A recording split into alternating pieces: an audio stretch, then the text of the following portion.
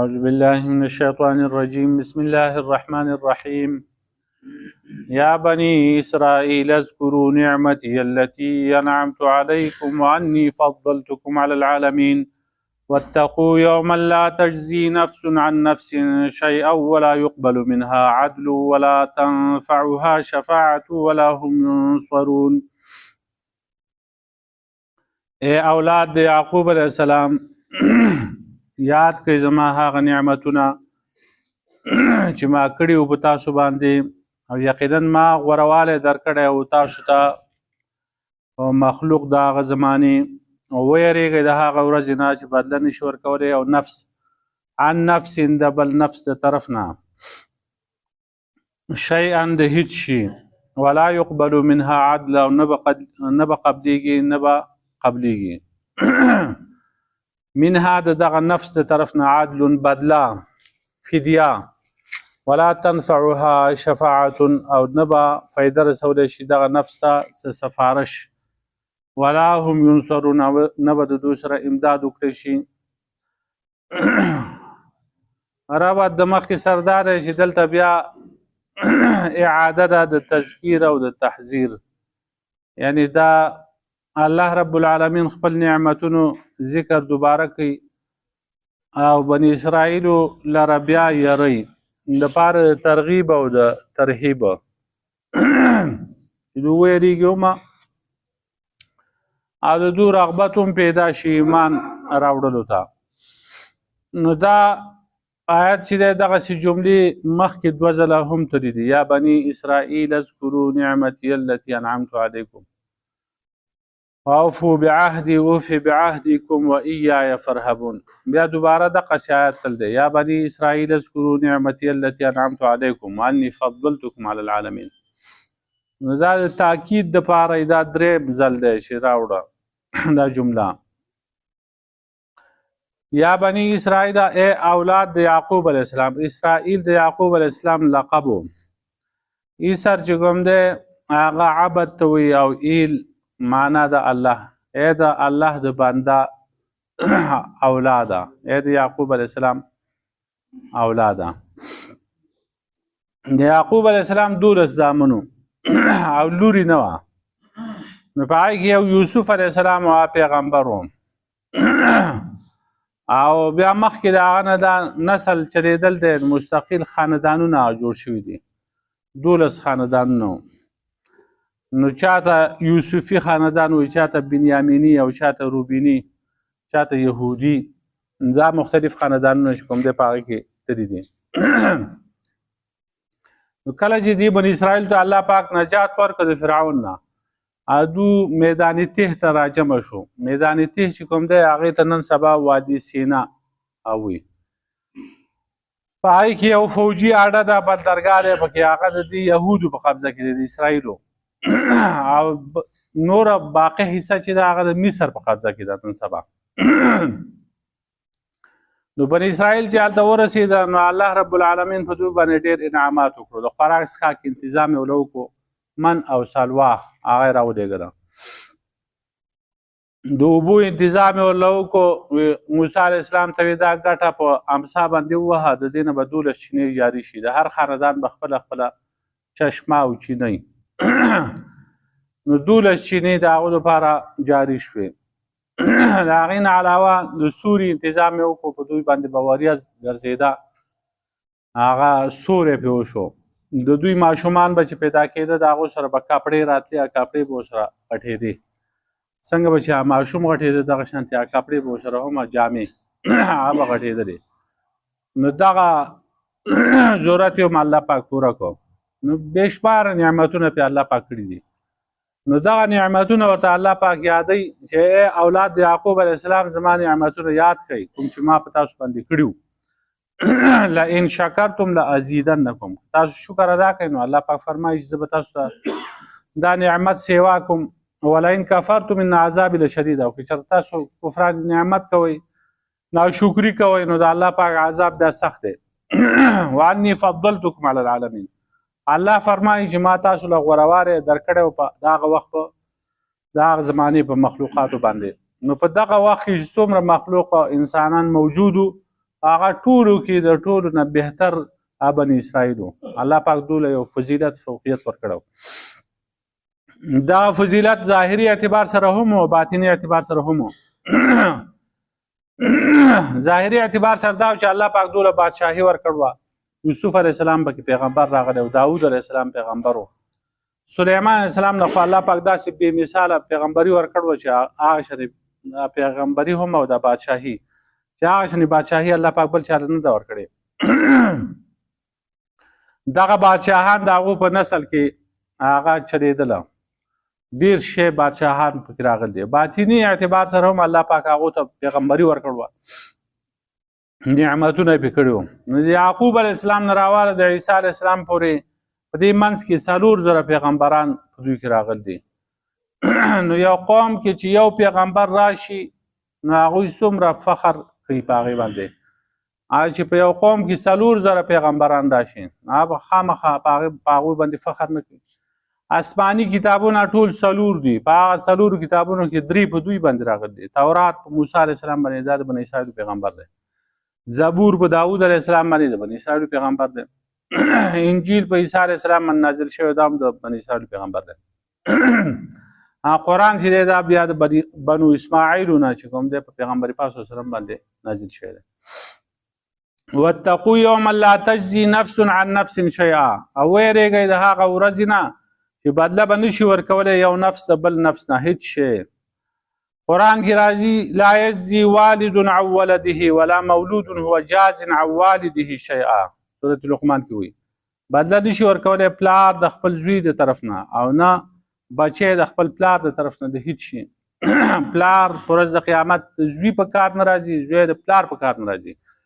13مه سپاره کې بیا فرمایي یوم یفر المرء من اخیه و امه و ابیه و صاحبته و بنیه. په کومه ورځ چې به تښتي هغه سړی د خپل رور نه، د خپلې مور نه، د خپل پلار نه، د خپلې ښځې نه، و بنیه او د خپل اولاد نه، د خپل زوی نه، زامنو نه. او دی به غواړي چې دا هر څه فدیه کړي د خپل ځان د طرف نه، خو چې دی پرې بچ شي نو دی بیا هر څه ته تیار دی په ورځ د قیامت. دی وایي چې زما دا پلار دی دوزخ ته لاړ شي، زما مور دی دوزخ ته لاړه شي، او دی به وایي فرشتو ته چې زما دا ښځه ونیسئ، زما په ځای باندې دا بوځئ، ما پرېږدئ. په دنیا کې دا ډېره سخته خبره ده چې یو سړی هغه مفروري یا قرضدار یا په هغه باندې سخته راشي، تکلیف راشي، نو هغه دا کوشش کوي چې خیر دی ما دې مړ کړي خو چې زما دا ښځه د هغې عزت او دا بحال پاتې شي. په ورځ د قیامت به وایي چې زما په دې ښځه باندې که زه خلاصېږم نو دا دې هم لاړه شي خو چې زه بچ شم. نو د محشر بیا دا حال دی چې په یوه نیکۍ چې کوم دی هغې پسې سړی ګرځي، لیکن هغه نیکي به درته نه میلاویږي. مثلا یو سړی دی د هغه نیکیانې او بدیانې هغه برابر شوي، الله پاک به ورته وفرمایي چې یوه نیکي دله په کار ده چې د دې نیکۍ دا تله درنه شي چې ته جنت ته لاړ شي. لاړ شه چې ته یو نیکي راوړه نو جنت ته به ځې. دی به خوشحاله شي چې یوه نیکي خو مشکل کار ته دی، وګرځي به. نو اول به په هغه یارانو دوستانو باندې وګرځي چې د هغو نه بغیر به د خوراک څښاک نه کوو، هغو ته به انتظار کوو، هغو به انکار وکړي چې موږ سره خو نیکیانې نشته. بیا به په رور پسې لاړ شي. دا رور چې کوم دی هغه زما په دنیا کې زما خیال یې ساتل دی، ما د هغه خیال ساتل دی، دا زما طاقت و بازو. هغه ته به ووایي یو نیکي په کار ده، هغه به وایي زما ځانه حساب کتاب ته زه تا له څه نیکي درکړم. پلار پسې به لاړ شي، هغه به هم انکار وکړي. ټول رشته داران خپلوان آخر کې بیا په مور پسې لاړ شي، نو ورته به وایي اتعرفیني، آیا ته ما پېژنې؟ هغه به وایي زه تا ولې نه پېژنم، ته خو زما په خېټه کې ما ته ګرځولی او بیا ما ستا پرورش کړ دی، بیا ته پیدا شو زما بچی کړ زوی مې. نو دی به ورته ووایي چې زما یوه نیکي په کار ده، نیکي ماله راکړه. هغه به وایي الیک عني، زما نه لرې کېږه، ما سره نیکیانې کوي. زه تا له یو نیکي درکړم نو زه به بیا دې چل کوم. اوس که زما حساب کتاب چې کوم دی شروع شي او یوه نیکي پکې هغه کمه شي زه به بیا په چا پسې ځم، نه هېڅوک به تیار نه وي. نو واتقوا یوما لا تجزي نفس عن نفس شیئا، ویرېږي د هغه ورځې نه، د قیامت د ورځې نه چې په هغې کې بدله نشي ورکولی یو نفس بل نفس نه هېڅ شی.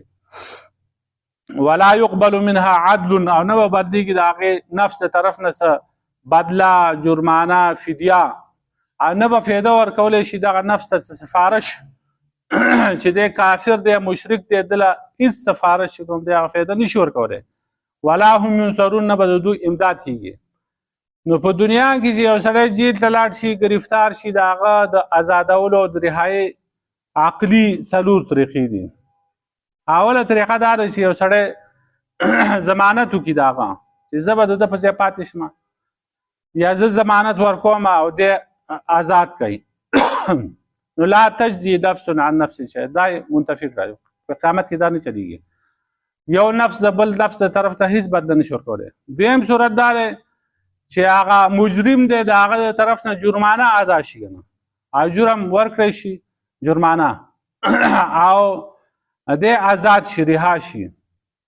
نو ولا يقبل منها عدل پر ورځ د قیامت د ده نه دا بدله فدیه هیڅ شی نه قبلیږي. دریم صورت دا دی چې بااثره سړی د هغه سفارش وکړي چې راشه زمونږ سړی په جیل کې دی او دا آزاد کا د رهایي پکار ده. هغه راشي سفارش مفارش وکړي په هغې باندې آزاد کړي. سفارش نه چلیږي. ولا تنفعها شفاعة نه به فایده دله سفارش ورکولی شي. څلورم صورت دا دی چې په زبردستۍ باندې په زور باندې په احتجاجونو باندې روډونه بلاک کړي بند کی په دې باندې را آزاد کی دغه هم نه چلیږي. ولا هم ینصرون ورځ د قیامت هغه نه د دوی به امداد کیږي څوک امداد نشي کولی. نو دا ټولې طریقې چې کوم دی هغه منتفي دي دا نشي کېدی. دلته سفارش چې کوم دی هغه نشي کولی یو نفس د بل نفس د طرف نه سفارش نشي کولی. او دا د کافرو په باره کې دی چې کافر مشرک د هغه سفارش باندې کیږي. پاتې شو مسلمان د مسلمان سفارش چې کوم دی قرآن او په حدیثو په اجماع د امت سره ثابت دی. پیغمبران به سفارش کوي، فرشتي به سفارش کوي، حافظ د قرآن به سفارش کوي، عالم به سفارش کوي. حدیث کې راځي یو حافظ قرآن چې دی هغه به د 10 مجرمانو سفارش کوي. نو گویا کې دا حافظ چې دی ځان له نه لولي د ټول خاندان دپاره لولي د په ټول خلقو باندې احسان دی. ورځ د قیامت به دی سفارش کوي د هغو. دا چې شهید دی هغه سفارش کوي. واړه ماشومان چې د چا وفات شي هغه هلک دی او که جنۍ ده نو په ورځ د قیامت به هغه سفارش کوي تر هغې پورې به دا مور و پلار نه پرېږدي تر څو پورې چې دوی جنت ته نه داخل کړي.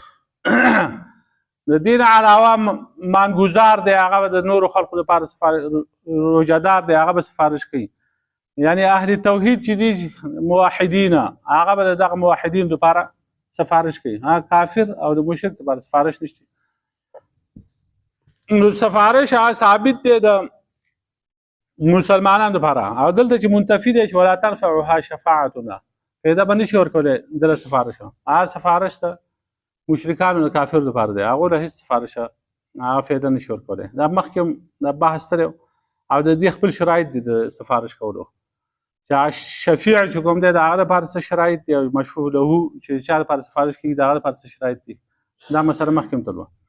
یا بني اسرائیل ای اولاد د یعقوب علیه السلام اذکروا نعمتي یاد کړئ زما هغه نعمتونه التي هغه انعمت علیکم ما کړي په تاسو باندې وانی فضلتکم علی العالمین او یقینا ما تاسو له غوروالی درکړی په مخلوق د هغه زمانې په ټول مخلوق باندې دوی غوره نه وو ځکه چې بني اسرائیل په دې امت باندې غوره نه دي. زمونږ پیغمبر په ټولو پیغمبرانو کې غوره دی او دا امت د ټولو امتونو نه غوره دی. خو هغه زمانه کې چې څومره خلق په هغو کې دوی غوره وو. الله پاک په قسمه قسم انعامات کړي.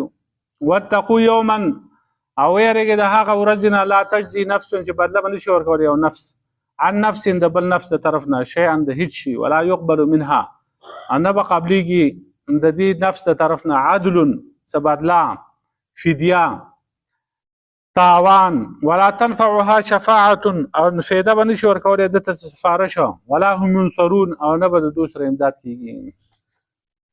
بلا ضرورنا لا اله الا انت سبحانك